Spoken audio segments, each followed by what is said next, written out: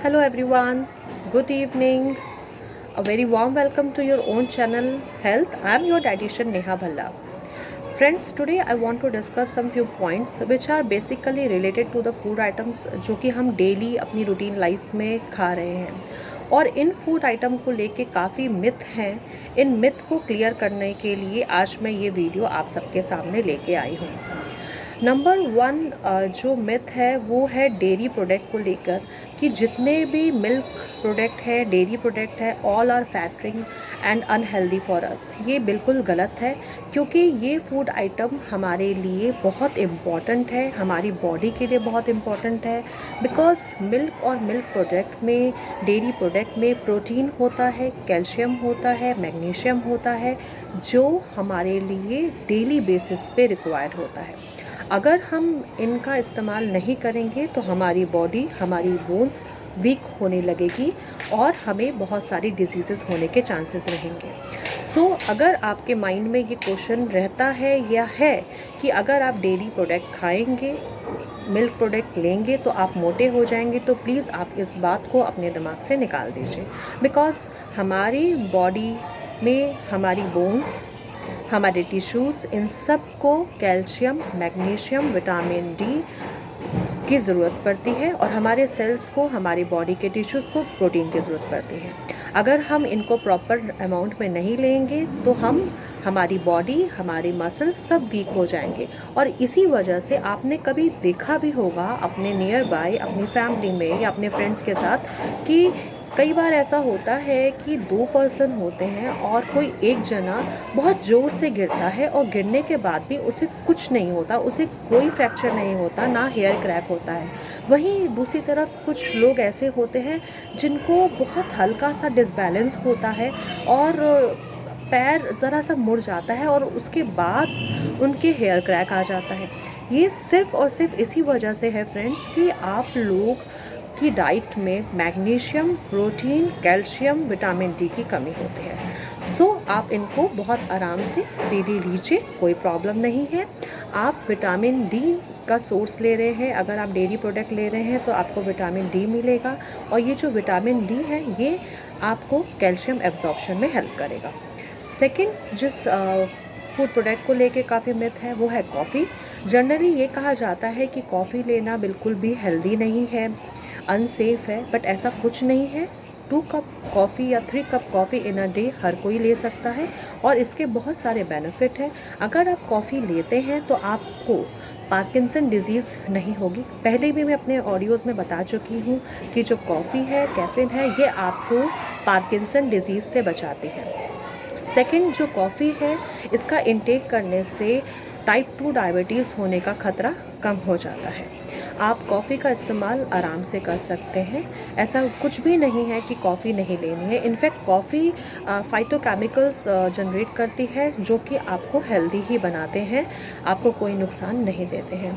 Third food product जिसके बारे में मैं आप सबसे बात करना चाहती हूँ वो है कोकोनट ऑयल। जनरली मैंने बहुत लोगों के मुंह से सुना है कि coconut oil is very healthy. ये गलत है। Coconut oil is not healthy for you at all because coconut oil is contain 90% of saturated fat और saturated fat हम सबको पता चल चुका है सोशल मीडिया के थ्रू। इतनी नॉलेज हर किसी को है कि saturated fat means harmful fat. ये हमारी बॉडी में जाके डिपॉजिट होने लगता है, ये हमारे लिए डेंजरस है।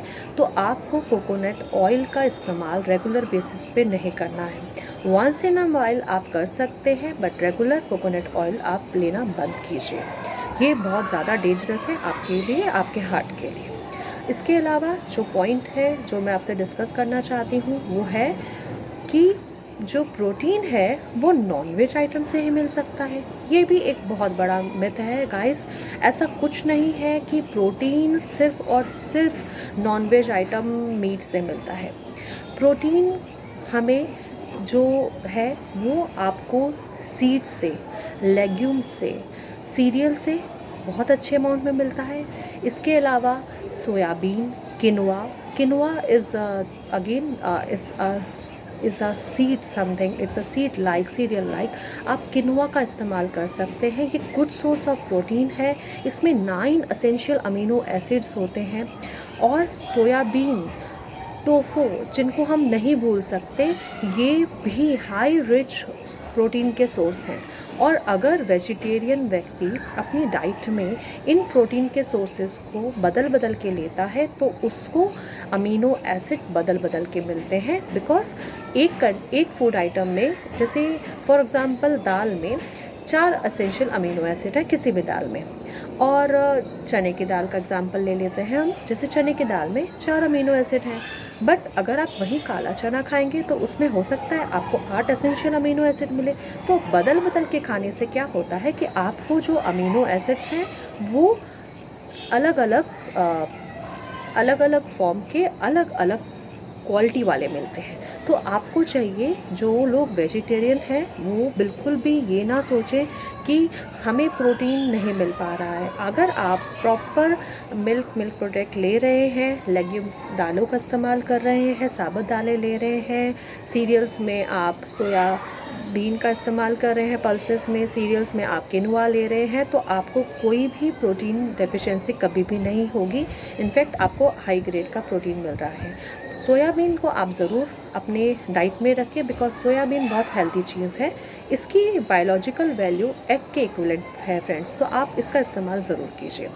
ये कुछ पॉइंट्स हैं जो मैं आप सबसे डिस्कस करना चाहती थी, बिकॉज मैं इन मिथ को क्लियर करना चाहती थी। तो आई होप कि आपको मेरी ये जो वीडियो है पसंद आई होगी, आप सब लोग इन सब बातों को समझ पाए होंगे। अगर फ्रेंड्स आप सबको मेरी ये वीडियो पसंद आई है तो प्लीज़ मेरे चैनल को लाइक कीजिए, सब्सक्राइब कीजिए, और प्लीज़ आप मेरे चैनल को शेयर कीजिए अपने फ्रेंड्स तक, अपने कॉन्टैक्ट्स तक।